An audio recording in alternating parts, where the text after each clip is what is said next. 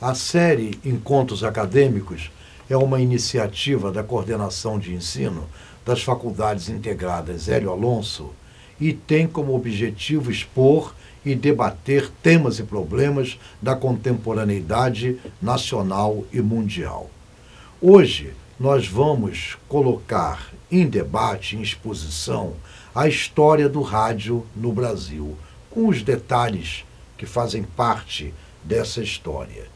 E, para tanto, nós convidamos a professora Ana Baum, professora de radiojornalismo da Universidade Federal Fluminense, e ela é doutoranda também em comunicação pela própria Universidade Federal Fluminense. Ela é autora do livro Vargas, agosto de 54, certo? E, como debatedor, que estará comigo, é o professor Célio Campos, jornalista, professor de rádio também das Faculdades Integradas Hélio Alonso, autor de cadernos de comunicação e manual de radiojornalismo, certo? Nós vamos dar a palavra, inicialmente, para a nossa convidada Ana Baum, que vai fazer uma rápida exposição, né, do início da história do rádio no Brasil. Queria agradecer o convite e dizer que eu me sinto honrada em falar sobre um assunto por qual eu sou apaixonada.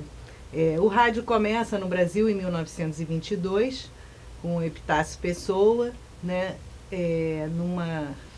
num grande evento, numa grande exposição, onde é feita a primeira transmissão. Ainda é uma transmissão não contínua, né? Na verdade, a primeira emissora só surge um ano depois, em 1923, com Edgar Roquete Pinto, que é a sociedade, é um clube, né? Uma sociedade do Rio de Janeiro.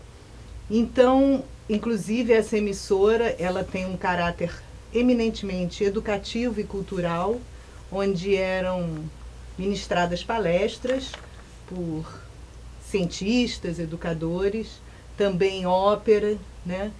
Mas, assim, apesar de ter tido a sua importância em termos de divulgação da cultura, ainda era uma emissora muito elitista, porque naquela época as pessoas não tinham condição de comprar aqueles equipamentos importados. O rádio era enorme, né? Era um móvel, na verdade, que existia na casa das pessoas, e poucos tinham condição de comprar aquele equipamento para receber a mensagem. Então, e por isso é que eram esses clubes, essas sociedades. As pessoas davam uma taxa, contribuíam para que aquela emissora pudesse sobreviver, né? Existe até uma polêmica, porque na mesma época foi fundada também a Rádio Sociedade Pernambuco.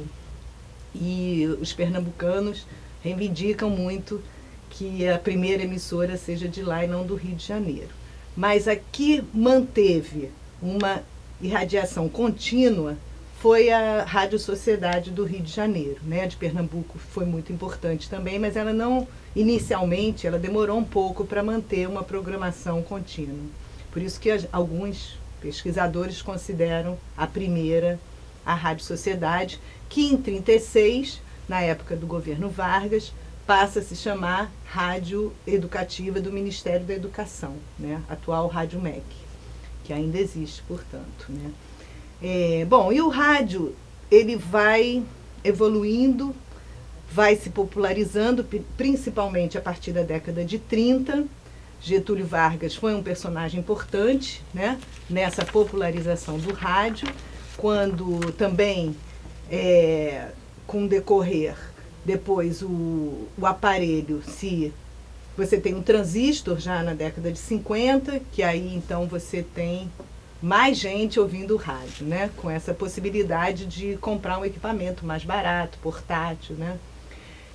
Mas na década de 40 seria a época de ouro do rádio, quando o Getúlio resolve investir recursos, né? E ele estatiza a Rádio Nacional, que foi a grande emissora, né? Foi a principal emissora da história do rádio no Brasil, foi a Rádio Nacional.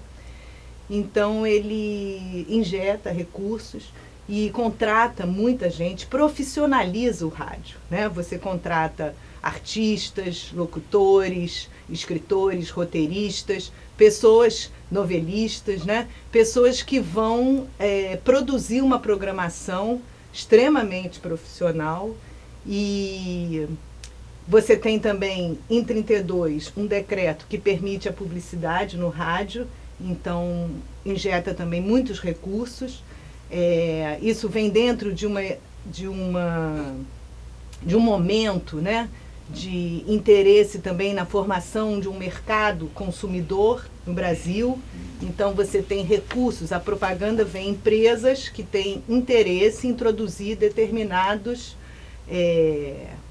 Colinos, né, Melhoral, várias empresas, Coca-Cola, né, são empresas que têm interesse em vender os seus produtos e por isso injetam também dinheiro no rádio, que nesse momento já um veículo popular acaba contribuindo para que as pessoas tenham determinados hábitos, inclusive de consumo. Mas não só, né? O rádio, ele modifica a sociedade brasileira, né? No sentido de trazer novos costumes, maior integração. A Rádio Nacional, ela consegue uma transmissão para todo o país, né? Inclusive, existem alguns pesquisadores que afirmam que a língua, né, o português é mais difundido e as pessoas falam a mesma língua a partir do rádio e a partir desse alcance da Rádio Nacional, que vai do Oiapoque ao Chuí. Então as pessoas começam a falar do mesmo jeito, em função muito do rádio. O rádio também traz uma identidade de país, né? De símbolos do país. Então ele promove essa integração no sentido de formar uma identidade nacional, das pessoas nos mais recantos, nos lugares onde elas têm menos acesso à informação, poderem ter informação, música, cultura chegando, né? E isso, assim, em locais onde às vezes não tinha luz, mas você tinha o radinho de pilha, então as pessoas podiam receber informação, né? Então foi muito importante em termos culturais, de costumes, né, da própria língua, da divulgação da informação.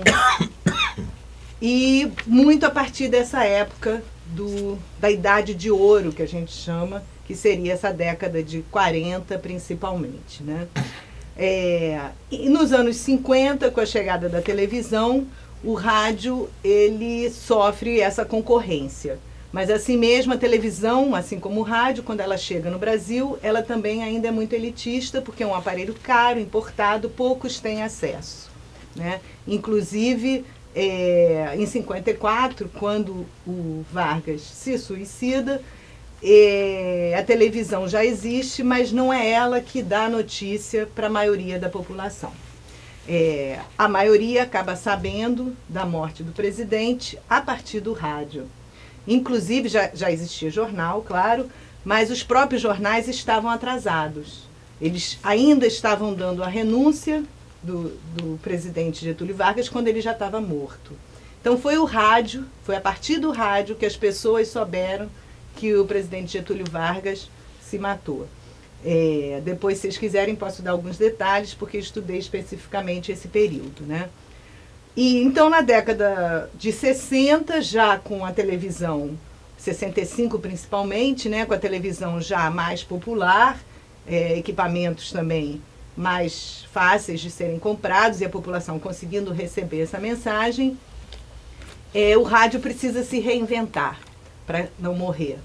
E aí ele modifica o seu conteúdo, a sua forma, a sua própria função social. Ele deixa de ser aquele veículo nacional, amplo, para começar a se segmentar. Então você vai ter emissoras que vão procurar públicos específicos, diferentes em termos de classe social, diferentes em termos de idade,